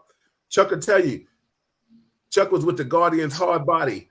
They called him and he was speaking. They had to call me out because I was getting in trouble because I was speaking out shit right, Chuck, in the academy. I was like, I'm threatening white boys and all kind of shit. Like, listen, I wasn't happy, Rich, from the gate. Oh shit! Yep. I left the academy because they was calling me the hitman. Can I ask you a punching question, people in the mouth straight out the gate, bro. Can I ask you a question, though? Can I ask you a question, though? Yeah, absolutely. And this for all three of y'all. Do you think that if they did impose something like when you're no longer in law enforcement, that you would have to relinquish your weapon and then reapply just like everybody else, right? Do you think that would change the way some police officers deal with the public as far as how they treat them? I'll start off and then I'll let Ty and Chuck go. First and foremost, we kind of do, before we leave, we have to get a good guy letter. That means we have to be in good standings With before who? we leave this job to even get this firearm. Now, the bottom Good guy line letter is from who? From the city of New York, the department, the state that we were in good standings.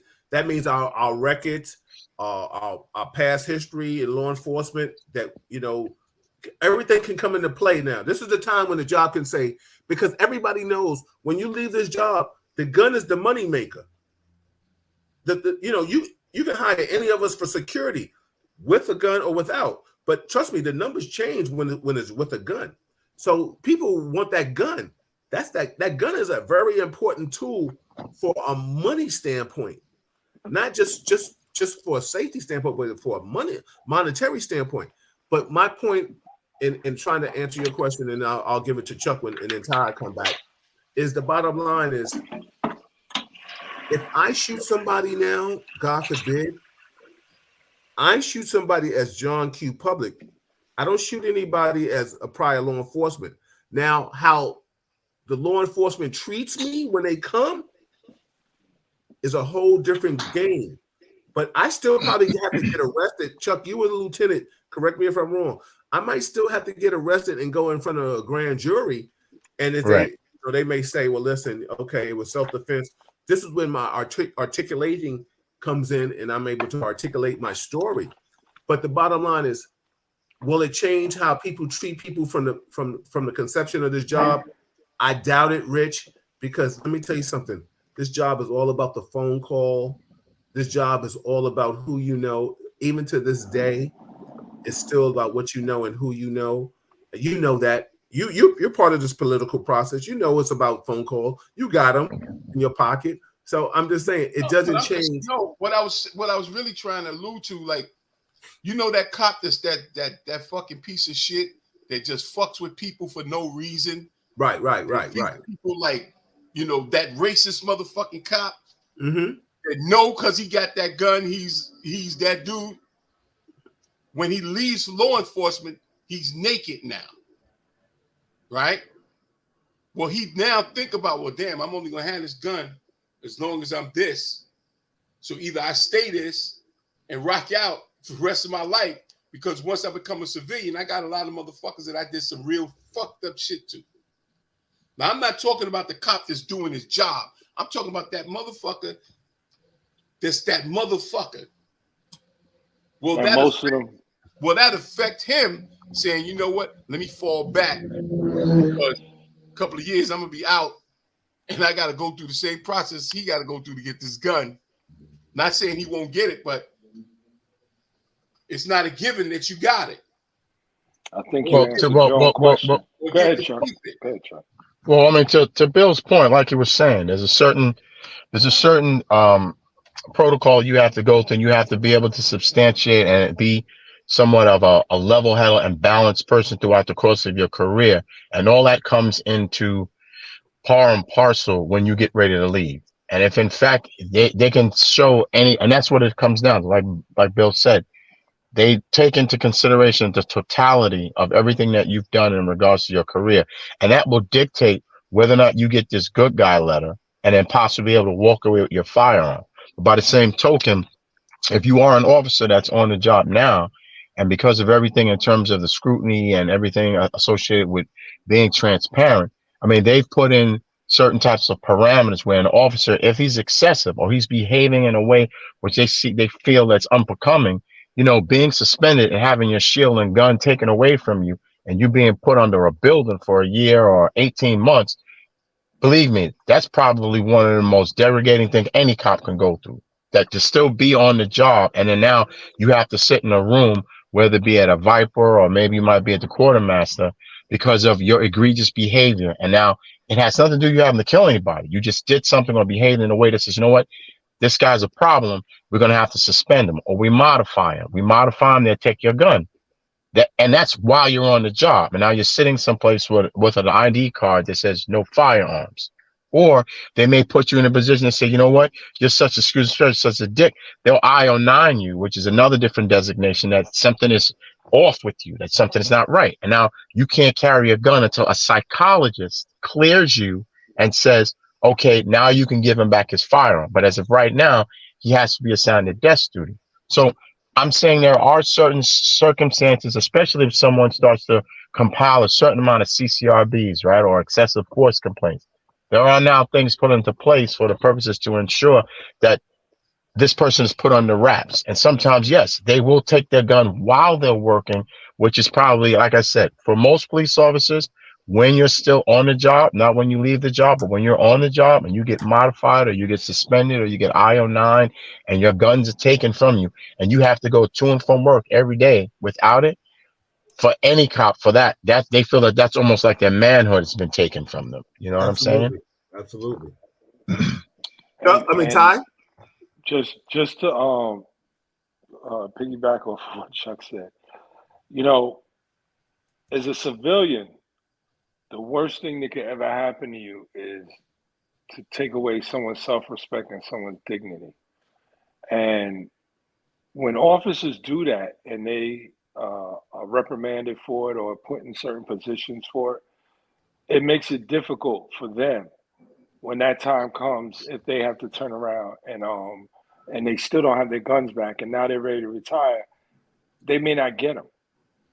But just as detrimental as it is to doing that to a civilian, taking away their self-respect and their dignity, is the same thing as what happens to a cop when he's brought up on charges and they take away his gun and shield or take away his gun. So that mentality, a lot of times, a cop may not look at it that way, and a civilian may not see it that way because they're not privy to the stuff that we endure. But understand this. Most officers that work off of a common sense basis realize that, you know what, I do have to curb the way I behave, especially in today's society, the way the department's being run now, to conduct themselves a certain way where they can't carry on with a lot of behavior they have done in the past. And I don't think that they would. Other than the department changing the way it is now, I don't think they would have changed the way they behave. If they're a dick, they're a dick, regardless of what. And those who are that bad, they stay on the job until they die or until they aged off. True. Believe it or not. That's true, because they don't have a life. That's all. That's all they know. That's all they know. All they know is being a police officer, and to not be in a position to be a police officer will be like almost putting a nail in the coffin. Yeah, putting a nail in the coffin. So they would stay. They'll age out to 62 and some change. And let me just say this: some of us, like Ty and Chuck, and I probably can co-sign this. I might have stayed if I didn't get hurt, but it was beneficial for me to leave, of course, because I got hurt. But the bottom line is, I just like these gentlemen, they're not going to come out after doing a certain amount of time and then go and be some loose. And no disrespect to anybody that's a security guard, but we call it be a scarecrow sitting there working in a uniform and a tie and talking about, hi, no, the elevator, this and or whatever. No, you come, listen, we coming out, we want that high-end job. We want to come out, we want to guard the celebrity, the low risk, high reward celebrity or person. I want to guard the little, no disrespect, the little white person that's a millionaire or close to a billionaire that just wants to go into the restaurant and just wants to have a security, a person with interest, with a firearm, that all they want to do is go to brunch and lunch, and then they're going to take me home and they're going to pay me a guap of money. I don't want the rapper. I don't want the industry person where now I got to put I'm on my 6 every day and all the time because they got beef with Chuck, or they got beef with Ty Boogie, or Rich W. I don't want that shit, bro. I don't want that. I don't want that money. You know what I'm saying? I want the little old person, or I want the Smokey Robinson. I want the Patti LaBelle's. I want somebody that's just gonna go sing and bring their ass home. I don't want you're right about that. You're right. I don't want that smoke. Yo, let me just read some comments. Everybody, this Real Talk Chronicles. I'm your host, Bill Forster, with my co-hosts Richard Williams, Ty Butler, and Chuck Richards. Norm says, Richard Shaft, I was declared 5150 when I left law enforcement and was able to keep all my guns because they were my personal guns. Clay said he can still carry. Clay had a lot to say. Clay was talking about understanding the law. Junior's in the building. OG Junior's in the building. Rock is in the building. Derek Rock Carnegie is in the building. He said if you live outside of New York City, you have to apply for a permit like everyone else. Exactly. Let me tell you something. When I was looking for a handgun. For a handgun. Not for long gun. Not for long gun. Yeah, absolutely. I was thinking about living up in Copland, and I was like, oh shit. But listen, let me tell you something. You gotta keep them cops on in your ear, because they're gonna tell you how to get those guns and what to say during that verbiage. It's all about verbiage sometimes, because people think it is. Like, now I'm reading backwards. A lot of people were co-signing you, Chuck. They're talking about temperament tells that a guy that don't have a license to carry and you don't. Let me tell you something. Chuck, Ty, and Rich, I'm going to just say this, and I'm sure you already know. Listen, and this is before the job. When you carry that thing, you move differently because you don't want to have to pull that thing. You know what I'm saying? So I never forget one time somebody asked me, they said, yo, Bill, why did you become a police officer? So I said, I can carry a gun legally. I don't want to carry it illegally anymore. You know what I'm saying? Because I'm scared. I don't want to get pulled over by the po-po. You know what I'm saying? When I carried it legally, I didn't want anybody to tell anybody that I was law enforcement. I wanted that to be the trump card. You know what I'm saying? I work for Verizon. Absolutely. Yo, I told people I still drove the bus. Listen, all your guys. I had people. Hey, Ty, you grew up in the city? I had guys who. Ty from Brooklyn, Rich. Listen, hey, I Ty, had guys. Listen, I had guys. Listen, yes, I had guys I grew up with, right, who came to my retirement party, who said, "Yo, I didn't know you." One, they didn't know I was on the job until when my ex-partner got killed, and I ended up in the paper. And then some still didn't know, and didn't find out until somebody told them. Bro, I wasn't bragging about that. It wasn't that anything I was ashamed of.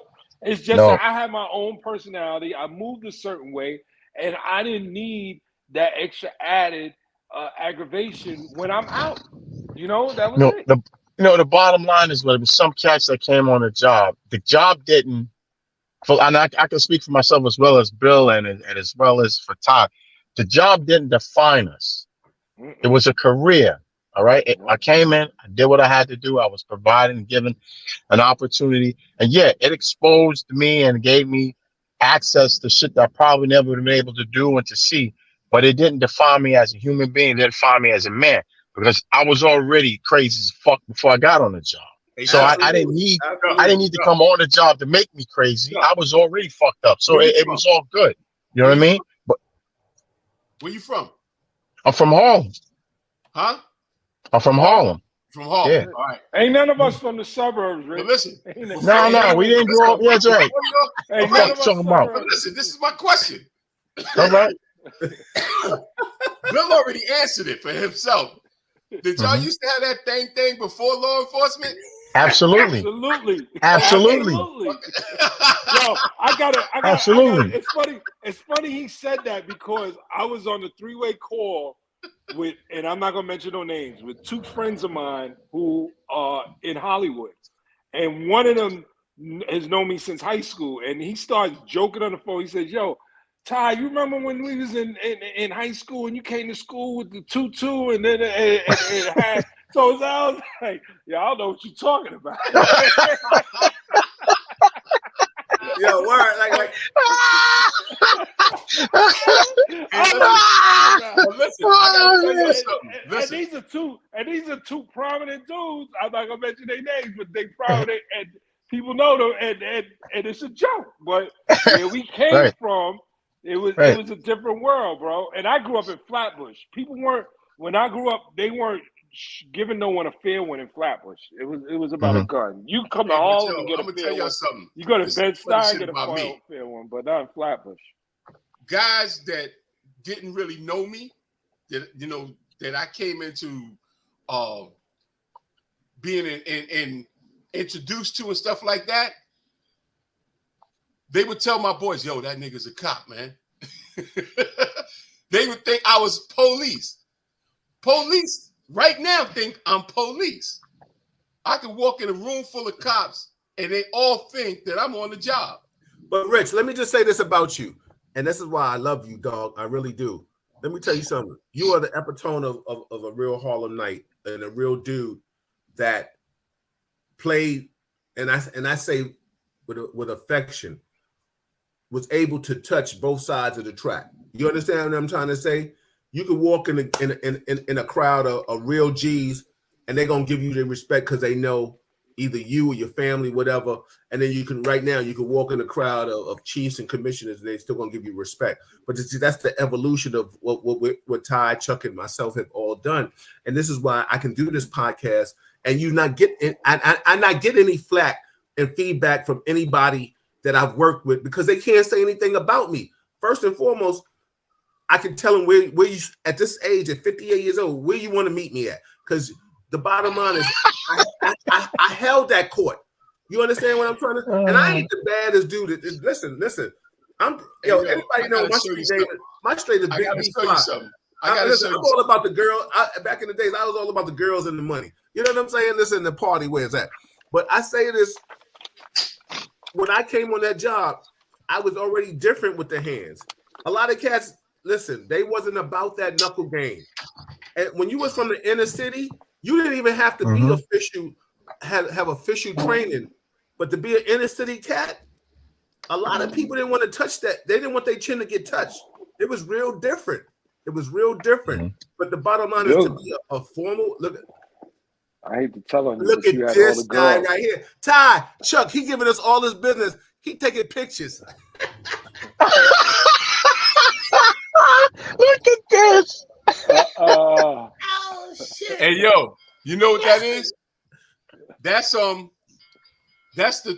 picture that they took, because every graduating class for this district, I go to speak to the new recruits. I've been doing it for the last 5 classes. So they invite me to go speak to them on what the community expects on how they should be policing the neighborhood. Hey, yo, Todd, Look at that. Look at that, man. Cards and DA cards than you and I both. He probably got cheese in his pocket. Yo, everybody. That's Chuck Richards, Ty Butler. That's Richard Williams. Go ahead, Ty. Say it. You're what we call a buff, bro. But it's all right. I'm a what? Yeah, he's a buff. A buff. What is that? Hey, we appreciate people like you. What the fuck is a buff? Oh shit! Hey, motherfuckers. I ain't scared of you motherfuckers. Oh shit! I thought it was a buff. What are they talking about, Bill? Yo, listen, a buff. Yo, anybody on this job, anybody that's law enforcement that knows what a buff is, it is fucking hilarious, because a buff is a person that wears the police paraphernalia. Yo, they do like my people tease me when they call me a buff. I'm a buff with guns. Like, you know, I have all holsters for all kind of shit, sweats, suits. You know what I'm saying? Like, yo, I got different guns for different outfits. Ty, you know this. We on some pretty shit. You know what I'm saying? I got to keep it on here. You know what I'm saying? Like, yo, that's my street name, B Fly. Mom is in the building. Listen, if you know me before, yo, even when I was moving differently, I had to keep it. Hey, yo, but that name sound like some sucker shit, man. No, man. Don't ever get that shit twisted. Ain't nothing sucker about that shit. And I'll tell you how I got it. Oh shit! I'm talking about me being a buff. Oh, okay. All right, that's not like some fucking shit, man. Yo, Rich caught feelings on that shit. Wait a minute, that's some sucker shit. Oh shit! Yo, let me tell you, Rich, it's more humorous. Every community has a belief. Yo, Rich, it's more humorous. It's more humorous. Hey, yo. Because you can go in a place right now, unbeknown to Chuck and Ty and I, you can go in a precinct and they gonna know who the fuck you are. They ain't gonna know who the fuck we are. We are true. That's the buff. That's what we're talking about. That is true. You can go in a 3-2 and be like, "Oh, hey, how you doing, Mr. Williams? Oh, how you doing?" And Yo, I walk in the 3-2. I ain't gonna lie to you. Myself. They may stop. I may not even get to the door. They'll stop me right at the steps. I got fucking police chiefs' phone numbers in my phone on speed dial. What I say? Look at that. There it is. There it is. Hey, yo, I'm gonna tell you something. I remember when I used to do the entertainers basketball thing, right? Listen, I used to do entertainers basketball, so I was always around the celebrities, right? And they would take pictures of me with the celebrities, and my kids would say, "Oh, Daddy, you know this one, you know that one." I said, "Listen," I said, "I don't know all of these cats. Some of them I know, some of them I don't know. And the way you determine whether you know somebody or not is if they know you." Bang. Right? Bang. So if I go and take a picture with Puffy or take a picture with Jay-Z and all this, do I know them? Some of them I do. I know Puff, which means that Puff would know me. Absolutely. Right? So when I go and I meet people, I might have met the mayor or whoever, but the question is, do they know me? I know them, but do they know me? So like the people that I got in my phone, if I call them, they know who I am because my name is in the phone. So I don't carry numbers of people that don't know me. You know, I want to call them and they already know because my name pops up. Hey, Mr. Williams, how you doing? Everything all right? And I use them. Right. Makes sense. AKA Buff. Yo, Richard. Trust me. I'm just fucking with you, man. I'm just fucking with you, brother. I'm just fucking with you, man. Yo, my man Junis. We gotta laugh because we I helped you out. That's all right, brother. You have, man. You have. Yo, Rich, trust me. When John and Jane Q Public call you and they say, yo, can you help me out? And you be like, okay, let me make a call. Yeah, you buffing. You know what I'm saying? Because you got to connect. Yeah. My man Junis said, yo, shout out to the OG. He said he probably has a PBA, DEA, LBA, SBA card. Hey, yo, Rich, you got cards for everybody. Yo, Rich, trust me. Listen, superior officers, all that kind of shit. Rich, we gigging on you right now, but every civilian out there wish they was fucking you right now. I'm trying to tell you. That is true. That is very true. I'm honest with you.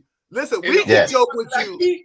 We can joke with you, but everybody that's not on his job that doesn't have that phone call that you have would honestly be like, yo, I wish I knew the people that he knew. So we can, the three of us can bust with you, but everybody else can. Everybody, this is Real Talk Chronicles. I'm your host, Bill Forster, with my co-host, Richard Williams, Ty Butler, and Chuck Williams. That was a beautiful way. Let me just read some comments, and then we're going to segue out because we'll be here laughing and giggling all night with us crazy asses and shit. You know what I'm saying? D-Man said, yo, we started at 9 years old hunting in the South Carolina. I was trained as a child to hunt. I understand a firearm is a deadly weapon. It was an easy transition. Yo, you know what I'm saying? Listen, people understand it's different when you in somewhere in the South, you know, you play with them guns. Clay said he comes with the temporary territory respect goes a long way. I don't see cats coming back on the police if the job is done. You know, it's a different aspect in how people move and travel. I apologize to all those that have commented. You know, these guys have good content, and I want them to get it in. I don't want to interrupt them and read your comments, but I will read your comments because you are just as important to me as they are to me too. So I just want everybody to know that I see you and I respect what you have to say. D said he is right. How do we identify insanity? She says, on point, Rich. Clay said there is no standard. Absolutely. D said, Charles, good point. Vanessa said temperament is key. Clay said temperament is key for that guy that doesn't have a license to carry and you don't know. Let me tell you something. I know right there in Atlanta, and Vanessa, if you're still here, correct me if I'm wrong. There are people in Atlanta that right now, if you have a felony, you still can get a license, maybe even or a gun for your home, just because you're home. No, Ty, I'm wrong. Oh, that's right. Yeah, because you have that dual residency. Absolutely. Norm, Shav, Clay, he said, okay, shout out to everybody. Norm said, depends on the state and the department if they take your weapons. Shout out to everybody. Junis is in the building. OG. Stefania, you guys jokes tonight. Yeah, we having Mo. Y'all should get a sitcom. Hilarious. Absolutely. Darren in the building. He said Chuck has a great laugh. Absolutely. Everybody, this is Real Talk Chronicles. I'm your host, Bill Forster. Please subscribe, share it. We'll see you next Monday. Well, I don't know where the hell I'll be at. And Jose, what's up, Ivan? I see you in the building. Former narco ranger in the building. Chuck, give us some positive affirmation. Ty, give us some positive affirmation. Affirmation, or whatever you think you want to give these people, just to give them some love and conversation. Everybody, I appreciate these brothers that take their time out. help Real Talk grow, please. Real Talk, listen. We giving you expert analyst stuff, really. Chuck, Ty, Rich. We giving it to you real authentic shit. Brooklyn, Bronx, Harlem. We giving it to you. You know what I'm saying? Like, trust me, you're not getting this anywhere. I'm not a celebrity. I might have some local celebrity status to it. You know what I'm saying? But trust me. That bro, he just straight up sat there and lied to everybody. Can you believe that? With a straight face too. I'm trying to give y'all the real shit that you really want to hear. I can talk about, Rihanna being pregnant during the award show. Oh, shout out to the Kansas City Chiefs for winning. But listen, Rihanna, I think she did an awesome show. But I'm not sitting here talking that gossip because that's not what I'm about. I'm talking about some facts and fiction. You know what I'm saying? Moss, I absolutely love when brothers chop it up with you cats. Absolutely. Stefani said, thanks for a great show, guys. Absolutely. Most of y'all need to get a sitcom. Hilarious. So, yo, Chuck, take us out, baby. Rich, and then Ty, you can close it. Go ahead. Bro, all I have to say, man, it's always a pleasure and an honor to sit with you brothers, man, and vibe and talk about, different issues and organically how it morphs and we end up cracking on one another. And, I know my cab light is really getting to be annoying for some cats, but it is what it is. You know what I'm saying? But other than that, look, everyone, like, just take the opportunity, love, not just love yourself, but also love those that are most dear to you. Tomorrow's not promised to anyone. So, continuously show love and support, man, to those that you care about. And every now and then, don't snack, don't be so hard on yourself. Life is a short thing. We all make mistakes and we have to learn from it. But evolving is one of the most important things, man. One of the most important things in life, the overall love that we should have for ourselves and evolving as human beings toward one another, man. So peace and blessings to everybody out there. And once again, Bill, thank you for having me on your show, brother. Oh, come on, man. You family, man. Anytime when you're here, I appreciate you guys. You make me work harder sometimes when you're here and you're not here. I got to make sure I got to add to the celebrities. So that's why Ty is a regular now, and Alonzo and Norm and other people and Amir when they come in. But you know what? I love when all you guys here because it makes for great intellectual conversation and stimulating. It keeps us all popping. Go ahead, Rich, and then I'll go to Ty. Mm-hmm. Well, I had a good time. Y'all went in on the games. You had a good time, Buff. Yeah.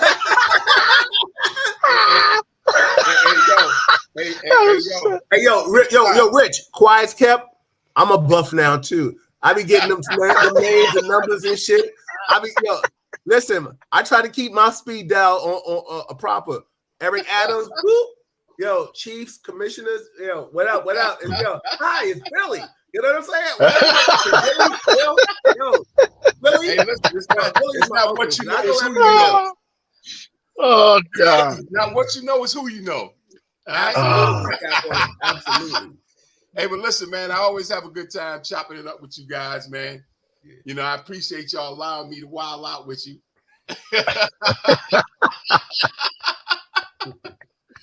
Keeps the other police off my back.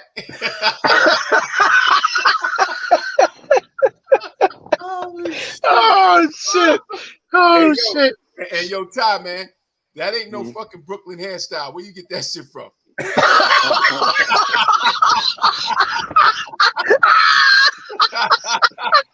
I got it from hanging out in Harlem, motherfucker.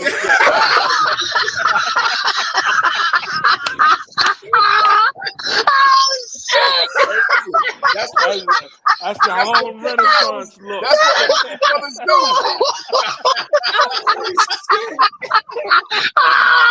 Oh shit!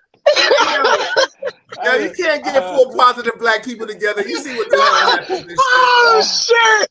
Kevin would have thrown in the flag already. And shit. Yo, Ty, give us some positive love, man. Oh man, some funny shit. Hey, Bill, I'm truly grateful for you allowing me to be on this with you, fine gentlemen.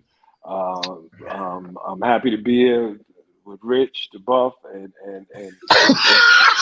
Chuck the librarian. Trying to get my vocabulary skills up to the corner leaf for where Chuck is at. Oh my God. But on a serious note, you know, listen, man, this gun situation is really getting out of hand, and we really need more groups of people to come together and take a stand against it, because voting will do something as far as your representatives in Washington, but everyone can't have the same agenda when it comes to sending these people to Washington, you know. And I think us speaking about it and other people who with like-minded mindsets speaking about it will definitely get some headway. But you know, it's only affecting our communities drastically, you know. So there it is. Everybody, this is Real Talk. Listen, please, like I said earlier, I'll say it again and I'll say it multiple times. Please subscribe to it. Listen, I got my brothers. You know, we're just coming together to try to give you some insight, some thought provocative stuff. Hopefully it makes you think, makes you want to share it to something. I always say positivity is the hardest thing to sell in this world. And, you know, if I was doing a party, slap somebody, well, you know, listen, I'm doing a brunch party this Saturday, sold out on appointed reservations. Beautiful thing. The promotional aspect of me is phenomenal. I'm promoting this. I'm promoting positivity. And this is what I want. And I ask these guys to join the forces. When you got like-minded individuals in this aspect to come together to support something and share knowledge and information, the masses try to keep us apart. Share the information. That's all I'm asking. Share the information. Let your social media followers and friends understand where we're coming from and what we're doing. It's a beautiful thing when we can get together, laugh, talk serious, and I hope you learn something. You know what I'm saying?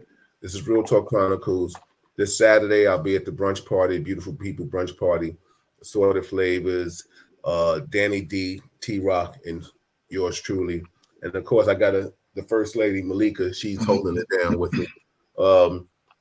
Listen, next Monday, if Allison is here, we'll definitely rock it out. Next Wednesday, hopefully these fellows will be back with us and we'll talk about something else, depending on the topics. I know we got to talk politics. We got to talk law enforcement. I mean, Rich and I, we shared information. Chuck and I, Ty, we share information. A lot of times, listen, our avenue of information with each other is very important. Norm, Rock, anybody that wants to join this conversation, come and join us and talk with us.